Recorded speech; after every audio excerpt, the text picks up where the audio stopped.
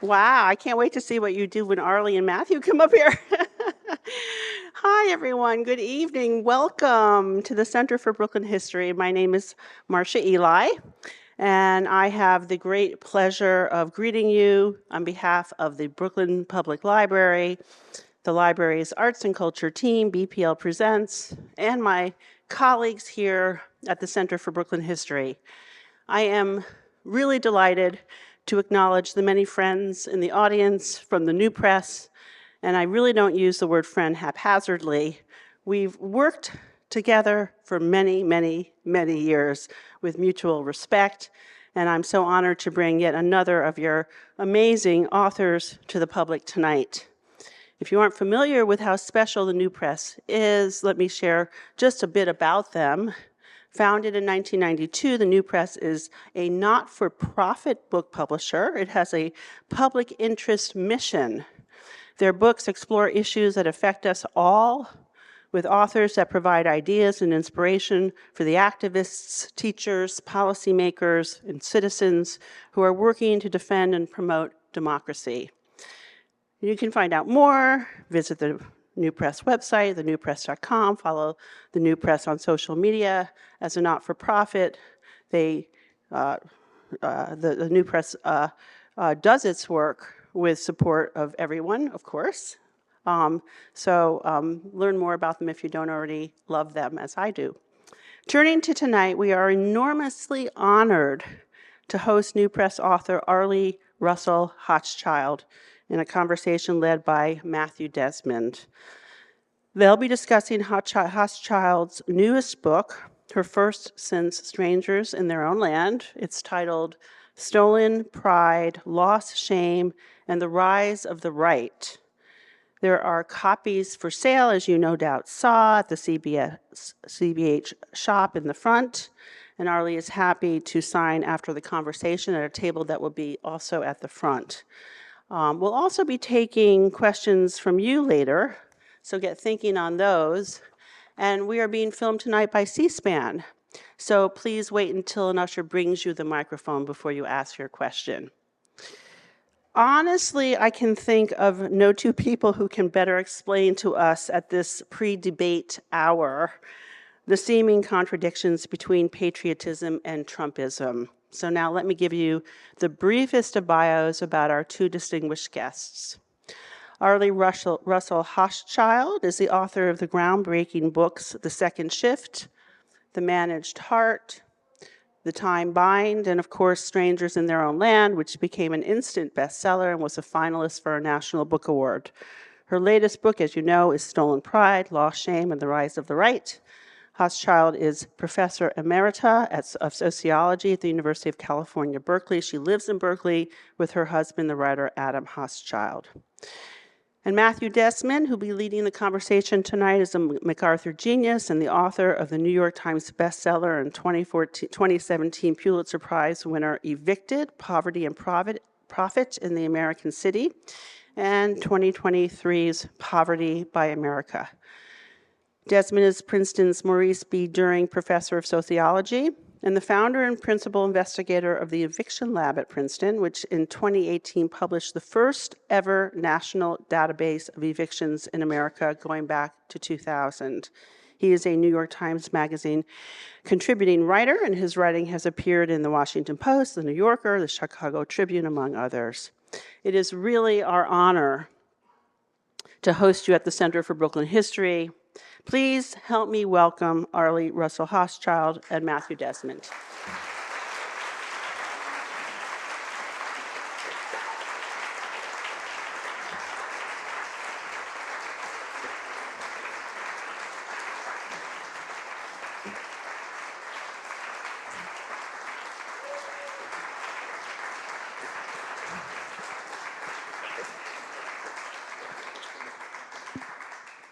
Good evening. Arlie, the last time you and I were in this room, it was to memorialize the late, great Barbara Ehrenreich. And it feels very honoring and sacred to be back here with you in this space and with all of you. So just a nice memory to think about Barbara at this time. Yes, it kind of changes the feeling of the Yeah. space and the company. Yeah. She's with us. It's an honor to be with you, Arlie. I've learned so much from your work throughout my career. And this book is an incredibly deep, deep meditation on American life and politics and poverty. And one of the things you model for us in this book is this deep, unrelenting curiosity about folks that maybe aren't like you, and maybe are, in some ways, and are like me and are like me. And it's an election year. Tempers are running high, right? We're stressed. But I think that modeling after you, maybe we should just try tonight to enter into that spirit of curiosity and not judgment and just see where that takes us tonight. That's my suggestion. Yeah.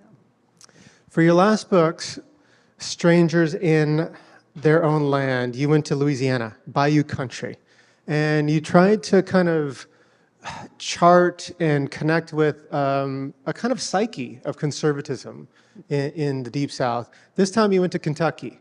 So why don't you tell us what brought you to Kentucky and what you did? Yeah. Well, first, thanks. It's wonderful to be here with you and with my wonderful publisher and editor, Ellen Adler, the New Press. New Press in the house. He's done extraordinary work. So, Strangers in Their Own Land left me with some questions. And so this book was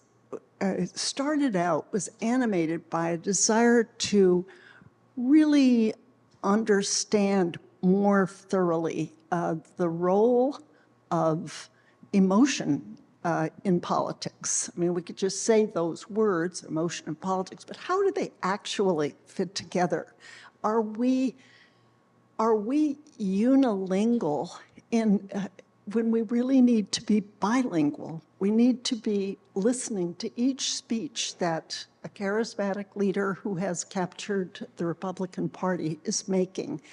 And are we getting the communication system, or is there communication going on that we're tuned out to? I happen to think that that's been true for us, and we have some catching up to do. Hold it closer to your mouth. Okay, is that better? Yes. Okay. Has it been blurry, what I just said? No? You've got it, but it wasn't quite right. Okay. It's like an ice cream cone. I know, it's rather, yeah. It's like you're like a rock star or something right there, yeah. So we need to pay more attention to Trump, what he's saying, kind of connect with the ethos maybe? Yes, that's right. And what makes this book different is that, of course, it is in a different region, but it's a region in which the switch from left to right has been fastest. So that seemed really important and interesting for me. And it's focused on a different issue. It's not just the array of left-right issues, say gun, abortion rights, but democracy itself is now what's at stake. And I got very interested in focusing on that. So the issue is different, the perspective different, region different this time around. So you go and you're talking to a lot of folks in Kentucky, Pikeville, Kentucky, is that right? Mm-hmm. So it's the 5th district of Kentucky, poor, very white area of the country. And you're talking to a lot of men, right? Oh. And so now, earlier on in your career, you focused a lot on women. Yeah. And, your incredibly now classic book, The Second Shift, was about the lives of many women in America. So why do we meet mostly men in this book? Yes, because they're the ones who most rapidly have been turning to the right wing and are the core of MAGA. That is really why. And once I got that focus and got curious about their lives, In, as you say, this whitest and second poorest congressional district, Kentucky 5, in the country, I found men, high proportion of whom are outside the labor force. They're not either working or looking for work. A lot of them are in poor health. These are, and have succumbed to diseases of despair. One of the main characters, I think, almost the star of the show, is a young man who overdosed from heroin and fentanyl 4 times. And when I first met him, he was homeless and just beginning his recovery. And I have followed him for seven years. He's doing great now. And no, I won't, no spoilers, but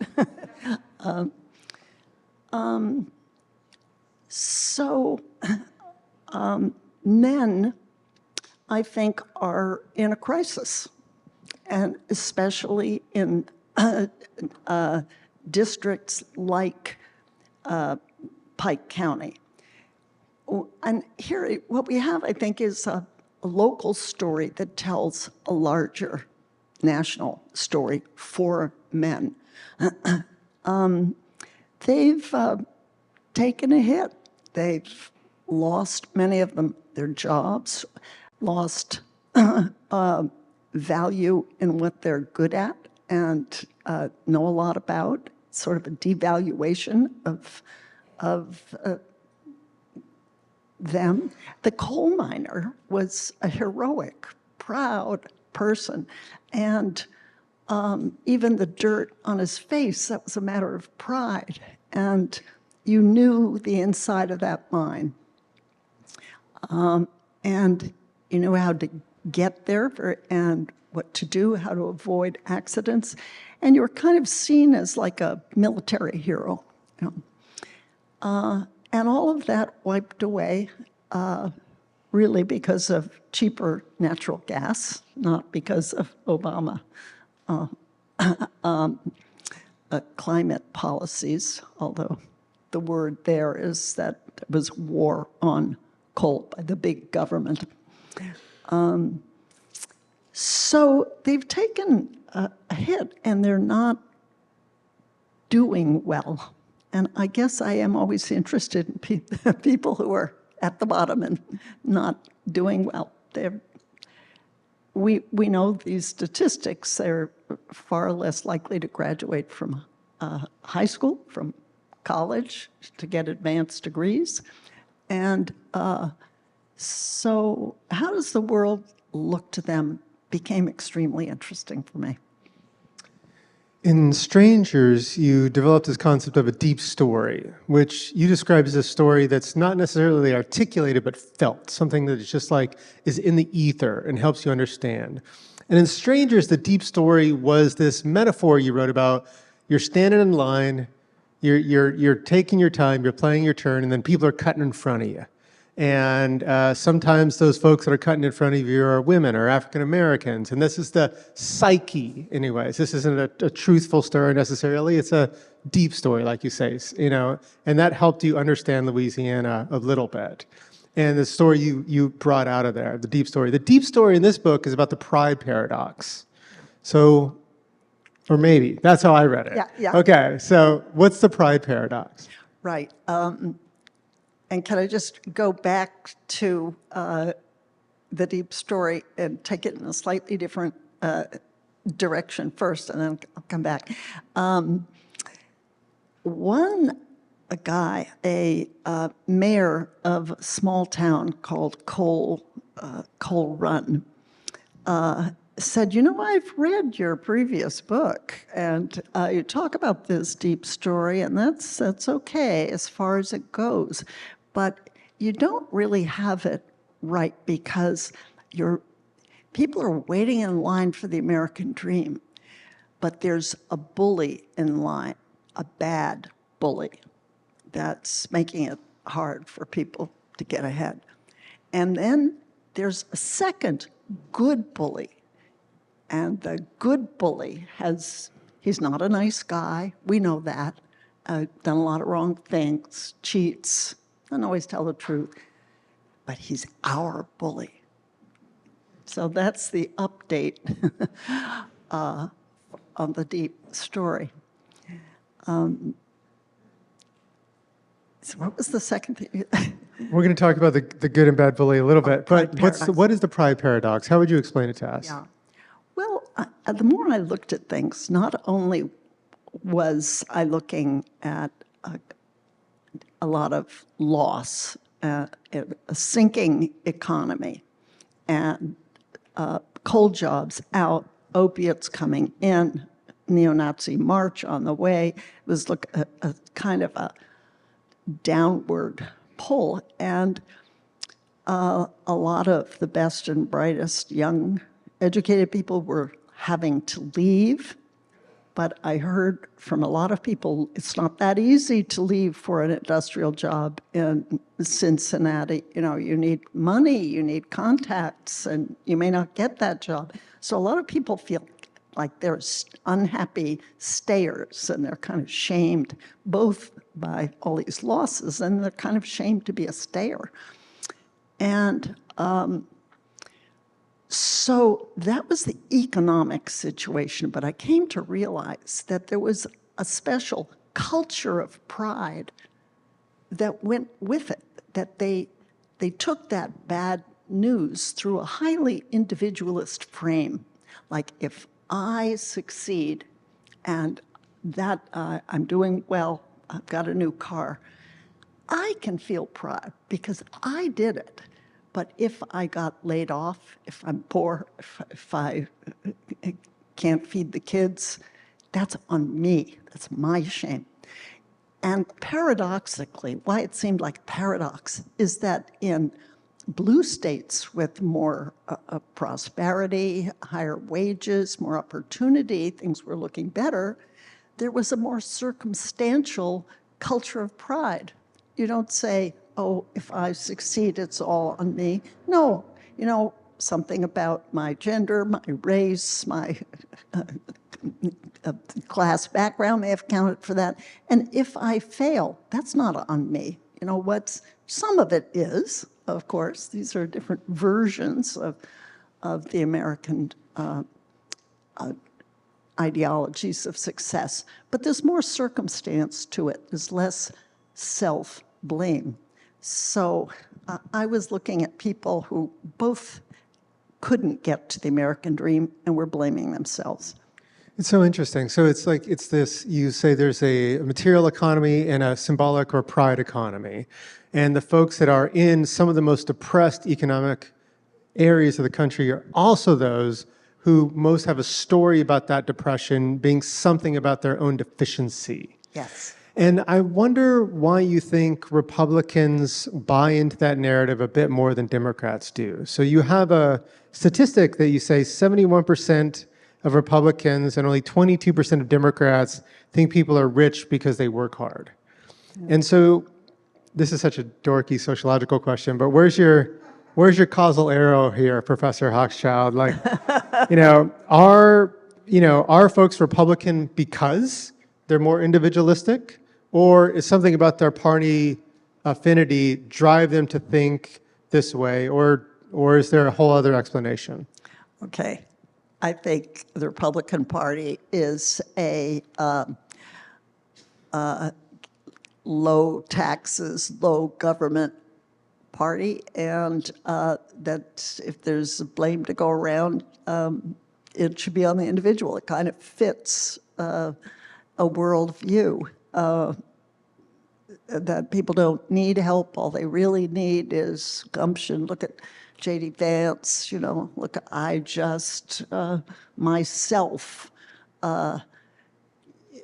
made it, good for me. Look, follow my model. Don't do anything about the circumstances that traumatized me as a kid. Leave those the way they are. But yeah, I think it's a very, it's of a piece with no public dollars, or very few, in the Republican worldview. Because you wouldn't need them, you just need gumption. Yeah, yeah. So it's a more of a messaging. It's a political messaging that's worked its way out in the world, and it's been accepted by some and resisted more by others. And the folks that have accepted it a bit deeper are the folks who often are living in places where the economy is really, really crumbled. That's right. I think the hard core of MAGA tends to be in, not in industrial centers, as we know, or urban places, but in outside of them, and to be the elite of the left behind. In other words, the most ardent MAGA people I came to know were small business people. They'd actually done pretty well given circumstances, but in a declining region. And others who were poorer than them followed along and found in this worldview a kind of antidepressant. You talk about three kinds of loss that you noticed in Eastern Kentucky. There's a loss of coal, the loss of jobs, the economic base fell out. There's the loss of rural life, where a lot of folks are leaving and the quality of life in many parts of rural America is declining. But you talk about this other kind of loss, which you call devaluation, or even called devaluation of heritage, which you talk about as the, quote, most painful and hidden kind of loss. Can you just talk a little bit more about that? It seems like you were getting at like the loss of a story or, you know, something Yes. to root your identity in. And actually, people would say a loss of a story. One man who is a leader of the East Kentucky Patriots group, which is the most active MAGA group. They had a 35-mile vehicle parade in 2020 for Trump. And he was the guy who led it off very proudly, wrote about it. And he took me out to the hollers. He said, you know, have you been out to the hollers? You know, some of the hollers, you know, they have to know you for you to be welcome. He said, I'll come with me. So we spent the day in the hollers, and we visited a lot of graveyards, and this man knew his ancestry back into the 1770s, you know, and his eighth, on his father's side, his eighth grandfather, great, he would, in numbers, 10th, 8th, 5th, and where they were at the graveyard. His father had been an undertaker before he became a teacher and a preacher. And I just saw his interest in this. And then we stopped by a church. And the door was open, small, white, called Original Baptist. They had many different kinds of Baptist church. And we sat down at a pew, and he said, do you notice something? I said, I don't see any hymnals. Yes, that's because we were illiterate. And so the preacher would sing the first verse of a song, and then would be a responsive reading. The preacher again would next verse, and people would respond. And I saw pride in that. You know, he wasn't saying, look, I'm sorry, we were uneducated, it's terrible, we don't even have hymnals. It wasn't an apology, it was, and we did it anyway. There was an anyway to their poverty, too, how you coped. And this man has written for the Appalachian News Express, which is a local paper, talking about the devastation of drugs in the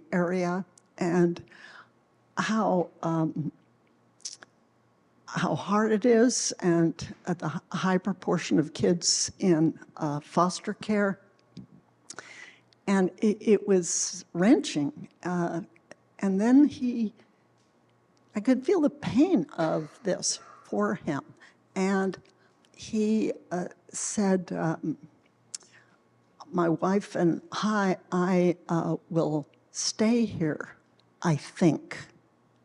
So, loss. If you were to, move to Wyoming where there's coal, and where the coal, actually coal companies have offshored in a way from Kentucky to Wyoming, and having decapitated 300 mountains in Kentucky. They're doing that now in Wyoming. I got a sense of loss of his value of things that you might not see. You'd think, well, what's here to feel loss about? That's what it was. I want to talk about whiteness. One of the through lines in the book is a planned and enacted white supremacist march that comes to the town, and you use it as a narrative device, even kind of a Rorschach test for a lot of the folks, and it comes and goes throughout the book. And the leader, or one of the leaders of that march, was a man named Matthew Heimbach, and you write that he thought that, quote, whites were the victims and liberals were the victimizers. Now, he's out there. He's got a swastika tattoo. He's really out there. But a lot of the folks that you talk to felt something like that. David thought that the news was all about race and not really about poverty. And Alex, there's a moment where Alex is talking about Black Lives Matter, and he's sympathetic to the movement, but he says, people in Eastern Kentucky want to stand up and say, we've been forgotten too, and he somehow thinks they're not allowed to. So what do you make of all that? Like, how do you make sense of the story of whiteness in all this, in your story? Yeah. It's definitely a big deal. It's not the only deal. And I used this march in a particular way. I followed Matthew Heimbach, who is a neo-Nazi and creates violence wherever he goes. I hope this isn't too much telling a spoiler, but he was to go on and lead the march in Charlottesville, and to be actually arrested for the violence that ensued there. So I'm following him, and he, in the course of some 20 interviews that I did with him, kind of changed his mind. And, I really shouldn't have said what I said about whites and blacks. It shouldn't just be for white, it's for all working class. So he switched. Okay. But I was following another march too. It was this march for Trump. And so while nobody really in this little village went for Heimbach, they say he's too extreme. Our grandfathers fought in World War II against the kinds of ideas he's parroting. So while that march failed, the march for Trump picked up steam. And Trump ended up inviting neo-Nazis to Mar-a-Lago and increasingly embracing violence. So the two figures in the book kind of crossed in a way. And so what became fascinating for me is why one rhetoric turned them off, but another, in the hands of another charismatic leader, more charismatic leader, people could be brought to a pretty similar conclusion.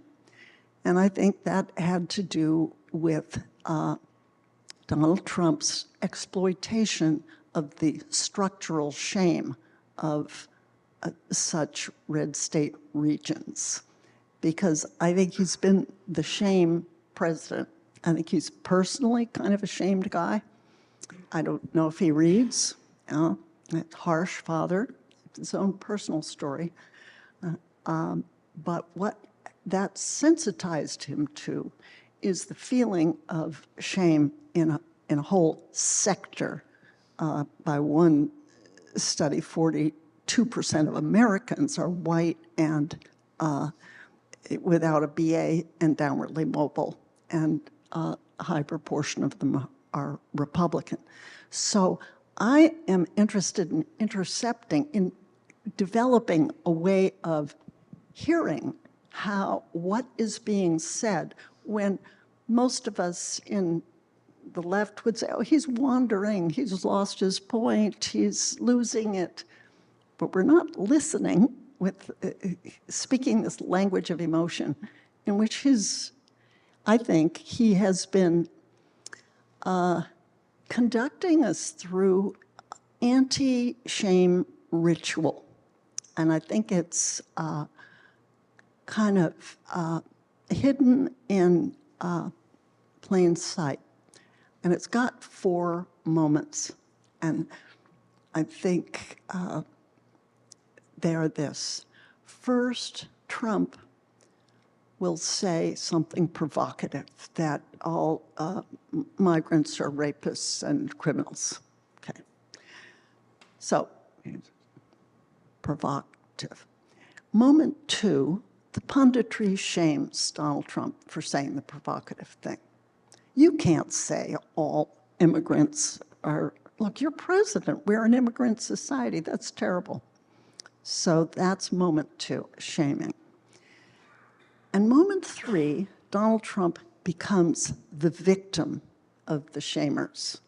Oh, look what they're doing to me. I mean so well, I'm really for you, but look how they're hurting me. You know how it is to be hurt, right? Yeah. Well, they're hurting me, and I'm taking it really for you. So that's moment 3. Moment 4 is Donald Trump rails against the shamers. And in some way, expletives, threats, and who the target shifts, and it's gotten broader. It could be the Democratic Party, it could be all of us in this room, Department of Education. He's broadened his enemy list. I think that people on the left and liberals and Democrats are looking at 1 and 2. And then the people on the right are looking at 3 and 4. One man said, oh, Donald Trump, he's, Lord sent us, Donald Trump, and he's lightning in a jar. And I asked him, well, what's the lightning? That's, I want to hear, I want to be able to know that.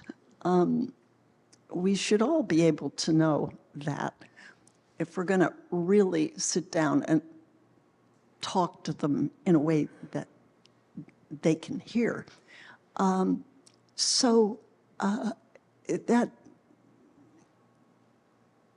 That's, I think, ongoing. He's still doing it.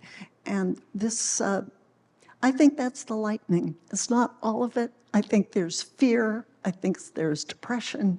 There are many other feelings that he speaks to. But that's a big one. I heard a political consultant compare DeSantis and Trump to a scene in Mad Men, where there's a climber, there's a guy who's working really hard, but he never scores the big cases like Don Draper. Don Draper always scores the big cases. And he finally goes to his boss and he's like, what am I doing wrong? And his boss says, look, you meet all their needs, but Don makes them feel like they have no needs. But they have no needs.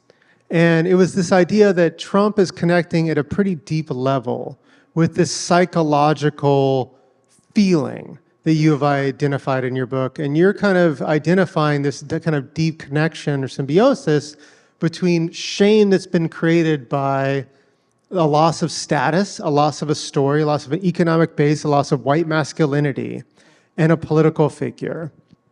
And then you kind of go in for this kill shot, Arlie, at the end, where you connect this to the idea of stop the steal.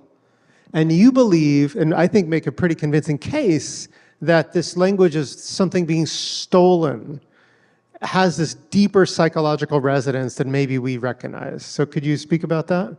Yes. How does loss move to shame and shame to blame? I think it becomes, for me, very fascinating.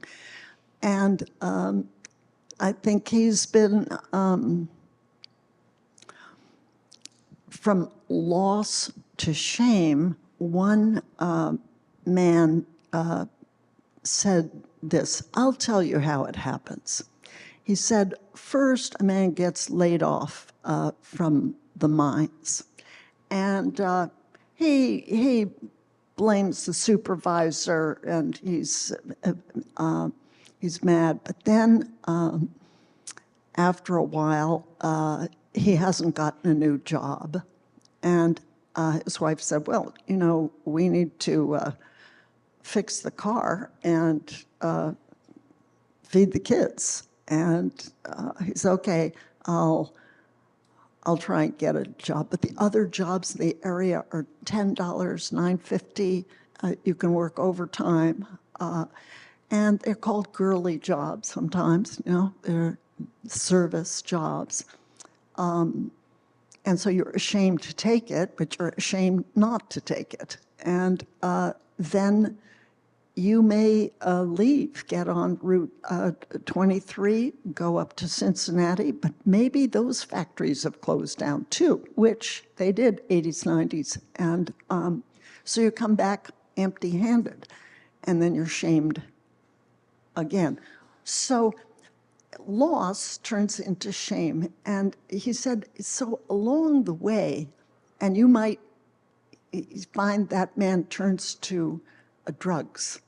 And then he said, take it from me, he's shamed. So that's how loss can get to shame. And that's where Donald Trump finds, brilliantly psychs out a way of exploiting. He's kind of like a coal miner. He's going for, you know, anthracite kind of precious coal, and in the realm of feeling. And what he then does is introduce blame. It's not you, it's them. It's those immigrants. And by the way, there are no immigrants in this area. It's losing people to industrial centers, and people are leaving, not coming in.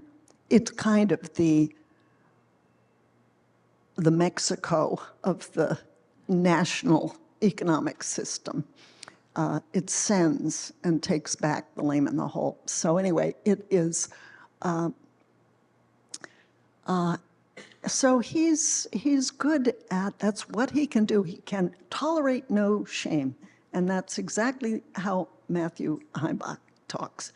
I will not be shamed for my German heritage. I will, you know, there's just an angry refusal.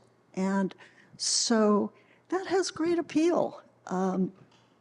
Give you, and Donald Trump is just full of blame, angry blame, and himself, the victim, he positions himself in a way that people can really relate to him, and they feel he's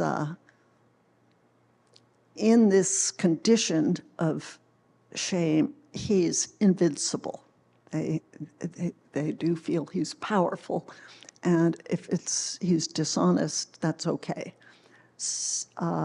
because he needs power to lift them out. They feel helpless, and they do feel unheard by us. First, they shame themselves, and then they feel shamed by people on the Democratic side. Oh, they're the deplorables. They're,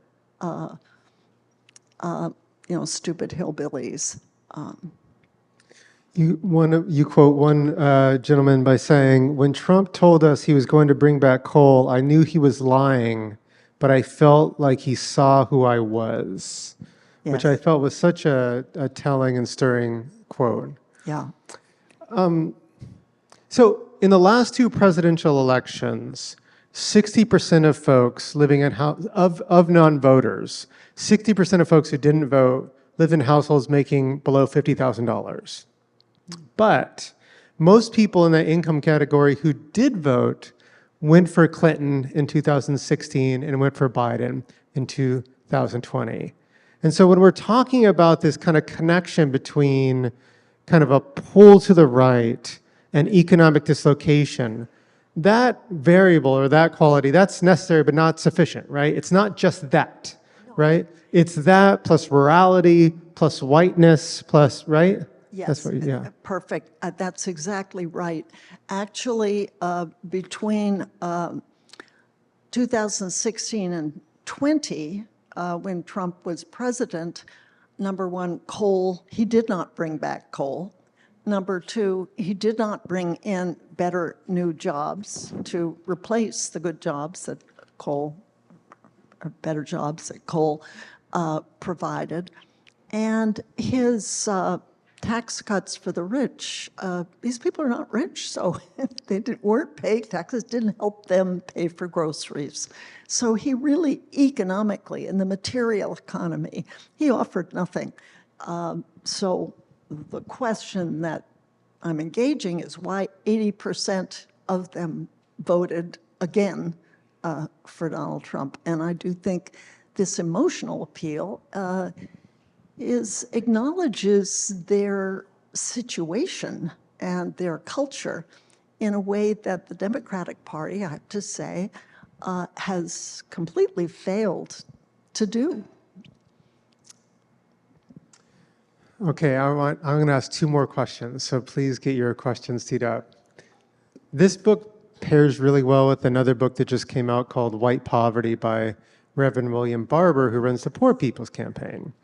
And Reverend Barber makes an argument in White Poverty that poor whites are the new swing voters, and that they could be mobilized in a kind of multiracial coalition to bring about a new kind of a renewed democracy.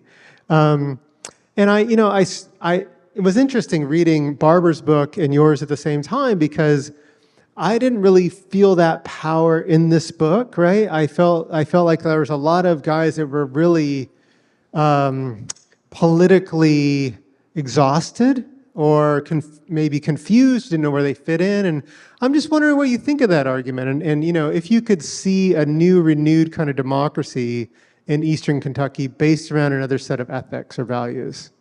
First of all, I love Reverend Barber's work and all that he's done, and feel very in sync with it. And I haven't completed, I'm in the middle of reading it, but I love it that here's this, he's seriously looking at white poverty. And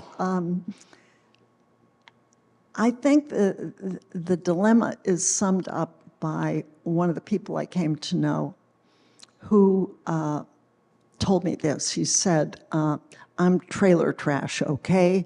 He said, I grew up poor. My uncle was dealing meth in the back of our trailer. I wasn't supposed to open the door at all. I was always scared. And he said, I don't see any difference between my life and the life of a black guy in Louisville. I mean, we're poor, he's poor. We have drugs, he has drugs. We're in jail a lot. and so is he. What's the difference, he said, between the holler and the hood? He said this, but I can't say this or I would be called racist, he said. So I thought, well, wait a minute, why, what was that inhibition? And so I had that interview, and then I went to talk to somebody else and said, I was just talking to this guy who made this comparison across races, and when they're poor, they have a lot in common. Could be a basis of alliance. And he said, oh, well, haven't you ever heard, I'm sorry. One thing that this first man said is the only thing that's different between the races is the music. We've got twangy, tragic music, and they've got rap. So I'm going to number 2, talking about it. What do you think of that comment? And he said, oh, you haven't heard about hillbilly rap? So it's as if even the culture kind of knows that there's a commonality there, but that the politics haven't kind of caught up with what the culture knows. And what about us, Arlie? What do you want us to take away from your book? We're in Brooklyn, not exactly a conservative stronghold. And what lessons, or maybe I could ask you more personally, how did it change you? And what lessons how did this work affect you? And maybe what lessons can you pass on to us? Yeah. Well, I feel that this book is an invitation to become bilingual, to be able to listen in 2 languages, and to realize that we haven't been listening to what a large sector of the population has been going through for a while now, so we have some catch-up work to do. I guess I want to say to people, there are really 2 projects. One is between now and the election, get yourself to one of the 7 crossover states and register voters. I mean, the urgency should be channeled in that way, but there is a longer term kind of eye-opening that I think those of us on the left need to develop. And this is an invitation to do that. Professor Arlie Hochschild.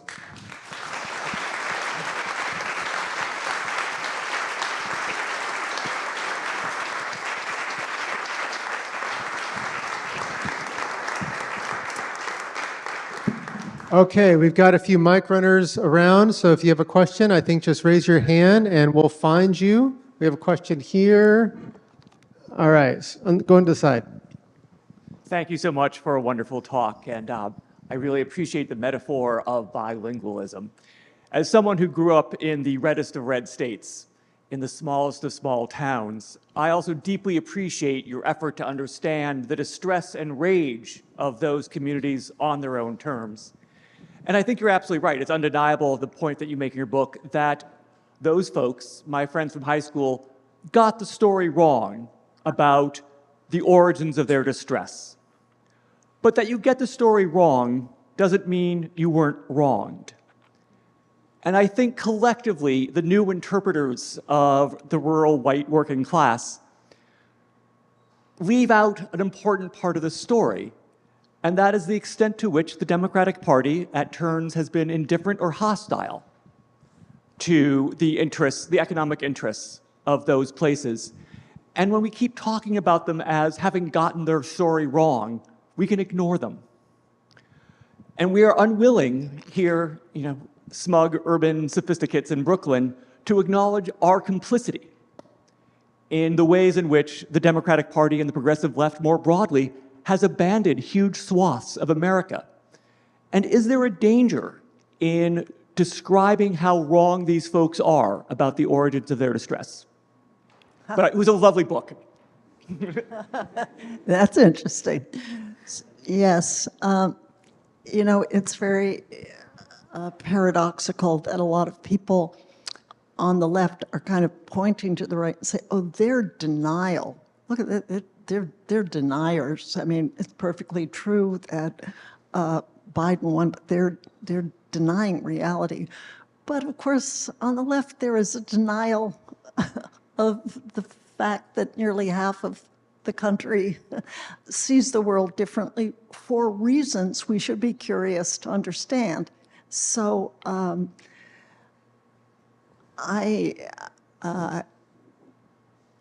think we do need to still be pointing to structural forces. When they're blaming their distress on Obama, I think we need to confront that. But with a whole grokking of the general situation, and in a way, what that means is us lifting away the veil from our own eyes and stop denying their reality.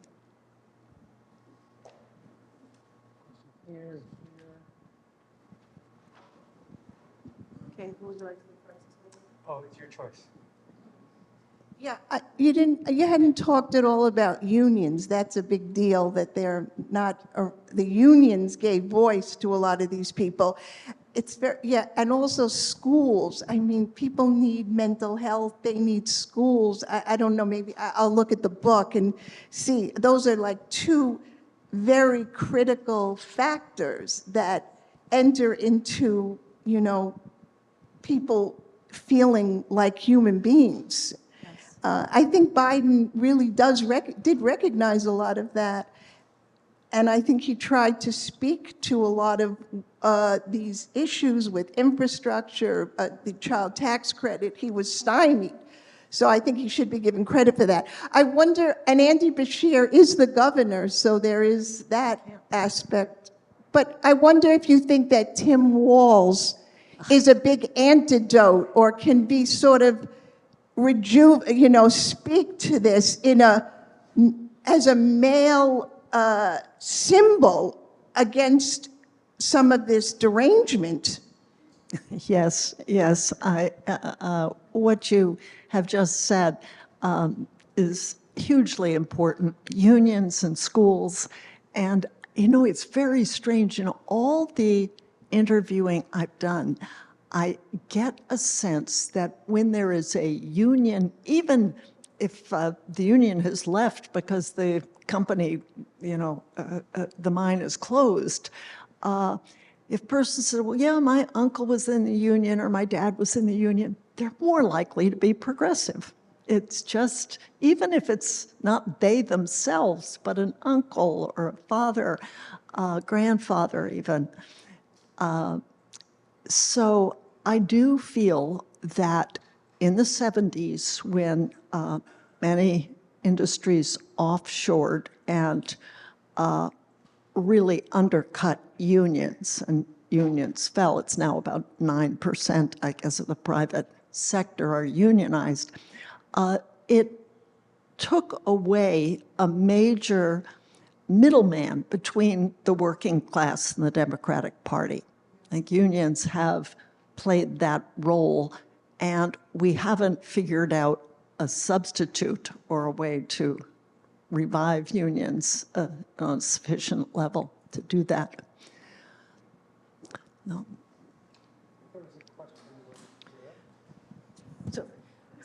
First of all, thank you so much for all of your work, which has been so helpful over so many years. But I wonder, given all that you learned through your incredible curiosity, what would you advise Kamala Harris to say tonight, to communicate, I hear you, I get it? What could she say?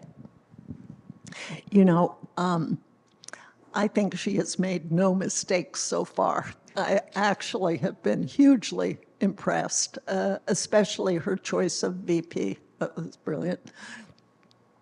And she's already doing the right thing, which is to stay away from, I am the first, Black woman, or the firsts. I mean, the people I've talked to have an allergy to that and feel that all the Democrats care about are identity politics. She's already doing that. Beyond what she's focusing on, she's saying the middle class matters. I am of the middle class. I care about the middle class. I would add to the mantra that I see, I know it's been hard times for some Americans. I get that. It's really been hard. There have been some industries hard hit, and I'm for all Americans, and that I'm speaking to that pain. I would add that.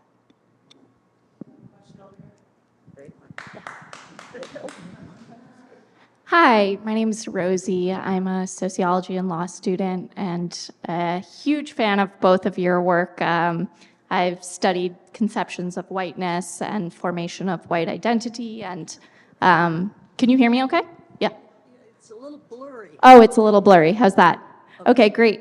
My question is, what would it look like to restore what you were talking about, this we did it anyway sense of pride of place without feeding anger and violence? That is, restoring pride without feeding blame. It's kind of like how to restore pride, especially given this idea of like we overcame this. How do we restore pride in areas like Eastern Kentucky without bleeding into anger and racism? Yeah, that's right. That's right. Yeah. Wonderful question. One of the early definitions of pride is in being of use, being useful, being, that's what a lot of people that I talked to defined pride as. There was one man who was a severe alcoholic. This is one of these diseases of despair. And his same kind of downward story. And in his recovery, he said, I didn't really want to get better. And I went out and I sat on a chair, a plastic chair, and just looked between my legs at the ground. And I saw a line of ants. Each ant was carrying a little tidbit of dirt or a little piece of leaf. But I saw one ant was carrying another ant, a dead ant. And I thought to myself, I have been that dead ant. I want to be the carrier ant. And he actually has become that carrier ant. He's now counseling other addicts in a recovery clinic. And I've interviewed some of the people that feel restored by him, actually, right? So I think pride, there are good forms of pride. A lot of it is restoring community so that there's some recognition of what you're giving to others in this quite daily and essential way. And that's another thing that maybe Kamala could talk about, the restoration of community recognition of caring acts.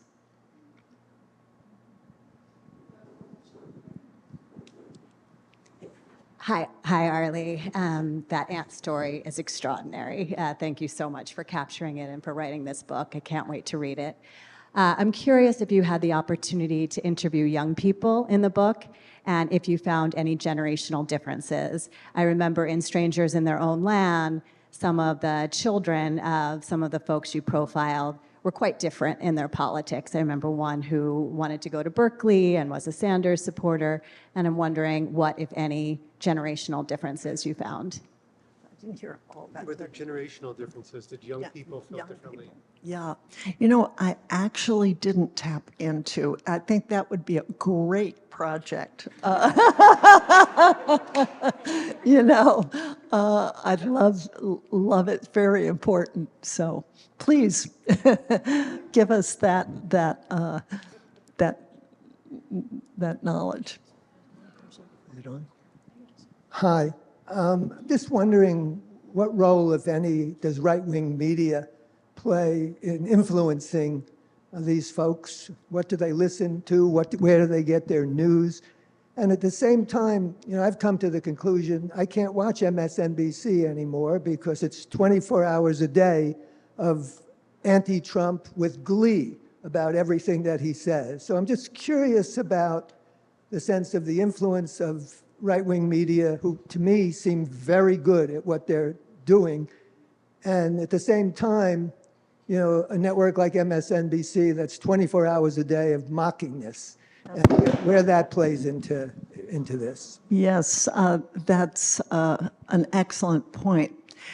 You know, there is a moment in Barbara Kingsolver's latest novel, Damon Copperhead, which is absolutely extraordinary, I found, about this region. And in it, she says, we're like in a public bathroom. We're behind the door, and we can hear everything you say. So in a way, that has been the experience of being exposed to media where it's, you know, one left person who's in their left bubble talking to another left person in their left bubble. And we are more bubbleized than they are, by the way.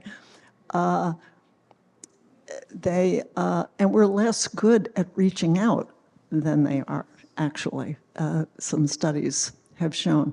So, yeah, they feel like they're eavesdropping on people who are prejudiced against people like them.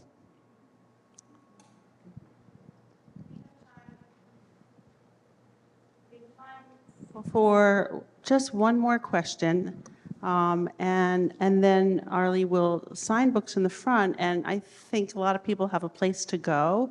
So I'm going to ask folks to be as efficient as possible and try to keep the chatting down so that everyone can get their books signed. But one final question now. Hi, can you hear me okay?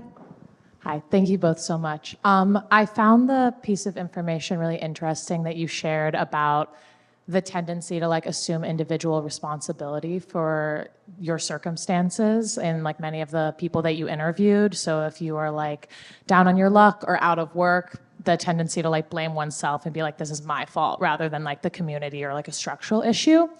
And you also mentioned that you mostly spoke with men for this book, but I know that hasn't been the case for all of your work. I can't hear that.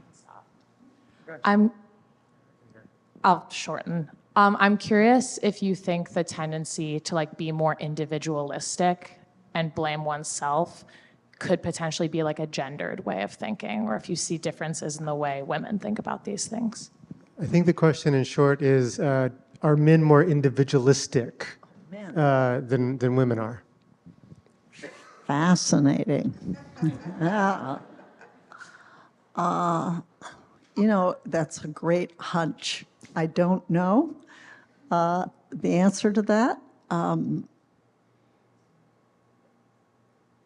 but maybe. Again, we need we need more work in this field. Yeah. Stolen Pride is on sale right behind you. I highly recommend it. It'll leave you with a lot to think about, especially not only in the months to come, but afterwards as well. Arlie, thank you so much for this book, and thank you all for your questions. Thank you. Thank you. Thank you. It's just great. It's great. It's great.